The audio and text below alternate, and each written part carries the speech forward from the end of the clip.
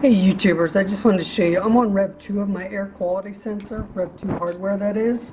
Thanks to the Sparkfun Microview, I've been able to shrink it significantly. This is really a wonderful time we live in where anyone can do these kinds of things. I have an electronics background, but you certainly don't need one to do these kinds of things. You just need the interest to do it. So it's much smaller, and thanks to the people that developed the Microview, and then Sparkfun for taking over that company, or taking over this project and running with it.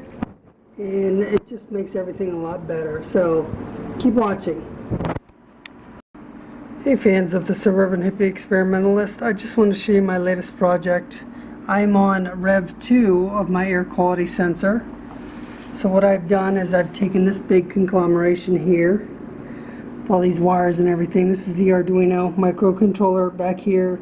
And then there's adapter board on top of it. See various jumper wires going to my LCD here. And then I've got an LED here. And I've shrunk it down to about a quarter of the size here.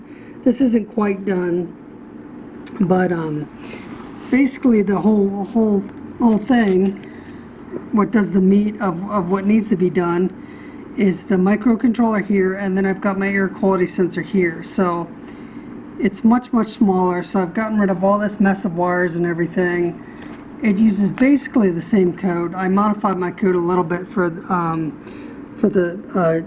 microcontroller over here to the left. I haven't calibrated this outside yet, but it seems to work pretty well. It says 40 here on the left, and this one's saying 39 and 41. So I think the values are pretty close. So this guy here, I've got this big power pack here that I had downstairs, and it is powering this guy, this Arduino board.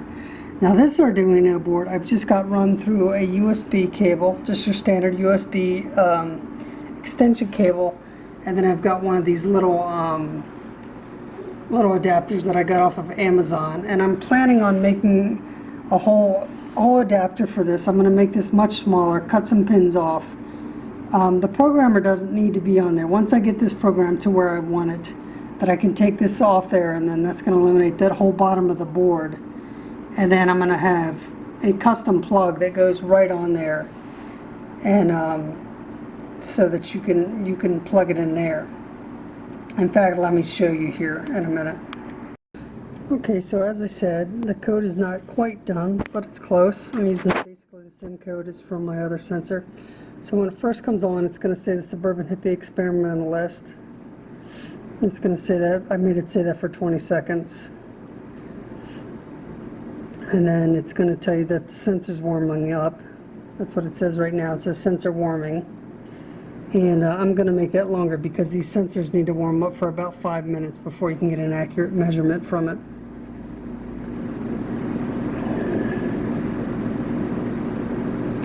I think I have this set to 20 seconds currently.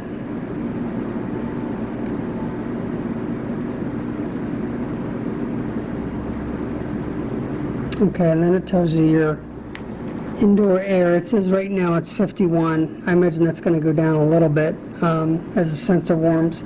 But anyway, so here's the new one here.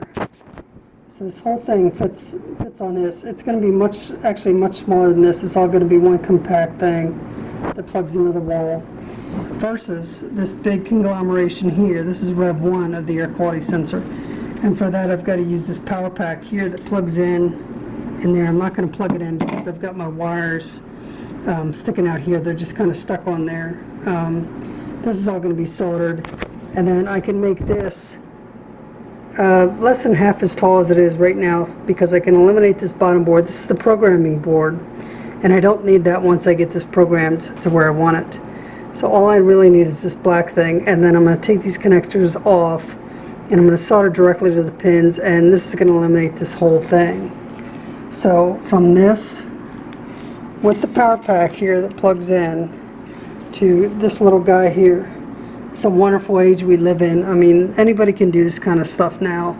I think we might be at the technology spike where things are just moving so quickly, and I'm not just talking about just computers, the kinds of electronics where anybody can do anything. You can code it yourself, you can make anything your heart desires.